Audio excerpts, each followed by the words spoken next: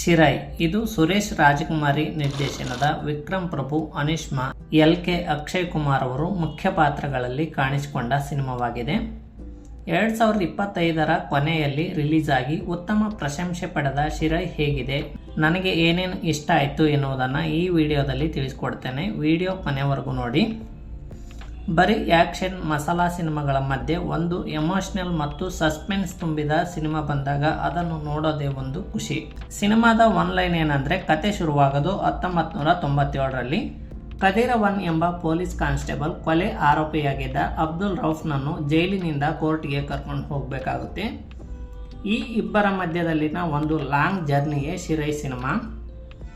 ಒಳ್ಳೆಯ ಕೆಲಸ ಮಾಡಲು ದೊಡ್ಡ ದೊಡ್ಡ ಸ್ಥಾನ ಮತ್ತು ಅಧಿಕಾರಕ್ಕಿಂತ ಬೇರೆಯವರಿಗೆ ಒಳ್ಳೆಯದು ಮಾಡುವ ಮನಸ್ಥಿತಿ ಇದ್ದರೆ ತಮಗೆ ಇರುವ ಕಡಿಮೆ ಪ್ರಮಾಣದ ಅಧಿಕಾರದಲ್ಲೇ ಒಬ್ಬ ವ್ಯಕ್ತಿಯ ಜೀವನವನ್ನೇ ಬದಲಿಸಬಹುದು ಎನ್ನುವುದಕ್ಕೆ ಈ ಸಿನಿಮಾ ಸಾಕ್ಷಿಯಾಗಿದೆ.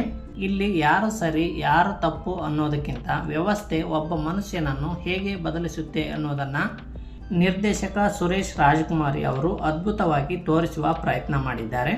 ಸಿನಿಮಾದಲ್ಲಿನ ನಟನೆ ಬಗ್ಗೆ ಮಾತನಾಡೋದಾದರೆ ವಿಕ್ರಮ್ ಪ್ರಭು ಅವರ ಬಗ್ಗೆ ಹೇಳಲೇಬೇಕು. ತುಂಬ ಸೆಟಲ್ಡ್ ಆಗಿ ನಟಿಸಿದ್ದಾರೆ. ಪೊಲೀಸ್ ಅಂದ ತಕ್ಷಣ ಬರೀ ಫೈಟ್ ಮಾಡೋದಲ್ಲ, ಕಣ್ಣಿನಲ್ಲೇ ನೋವು ಮತ್ತು ಜವಾಬ್ದಾರಿಯನ್ನು ತೋರಿಸಿದ್ದಾರೆ. ಇನ್ನು ಅಬ್ದುಲ್ ಪಾತ್ರದಲ್ಲಿ ಅಕ್ಷಯ್ ಕುಮಾರ್ ಅವರ ನಟನೆ ನಿಮ್ಮ ಕಣ್ಣಿನಲ್ಲಿ ನೀರು ತರಿಸುತ್ತೆ. ಪ್ರತಿಯೊಬ್ಬ ಕಲಾವಿದನು ಇಲ್ಲಿ ಪಾತ್ರವಾಗಿ ಬದುಕಿದ್ದಾರೆ ಹೊರತು ನಟರಾಗಿ ಕಾಣಿಸೋದೇ ಇಲ್ಲ. ಅಕ್ಷಯ್ ಕುಮಾರ್ ಮತ್ತು ಅನಿಷ್ಮಾ ಅವರ ಲವ್ ಮತ್ತು ಎಮೋಷನಲ್ ಸೀನ್ಗಳು ಸಿನಿಮಾದಲ್ಲಿ ತುಂಬ ಚೆನ್ನಾಗಿ ವರ್ಕ್ ಆಗಿವೆ. ಅದರಿಂದಲೇ ಸಿನಿಮಾಕ್ಕೆ ಒಂದು ದೊಡ್ಡ ತೂಕ ಸಿಕ್ಕಿದೆ ಅಂತ ಹೇಳ್ಬೋದು.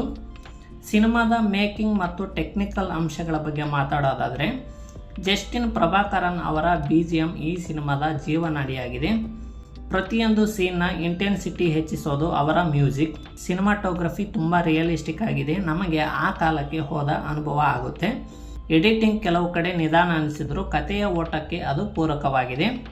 ಸಿನಿಮಾದ ಪ್ಲಸ್ ಪಾಯಿಂಟ್ ಏನಂದರೆ ಸಿನಿಮಾದ ಎಮೋಷನಲ್ ಕನೆಕ್ಟ್ ಮತ್ತು ಸೋಷಿಯಲ್ ಮೆಸೇಜ್ ತುಂಬ ಸ್ಟ್ರಾಂಗ್ ಆಗಿದೆ.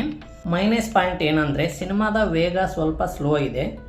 ಫ್ಲ್ಯಾಶ್ ಬ್ಯಾಕ್ ಸೀನ್ಗಳು ತುಂಬ ಆಗಿರೋದ್ರಿಂದ ಇದು ಎಲ್ಲರಿಗೂ ಇಷ್ಟ ಆಗುವ ಕಮರ್ಷಿಯಲ್ ಸಿನಿಮಾ ಅಲ್ಲ.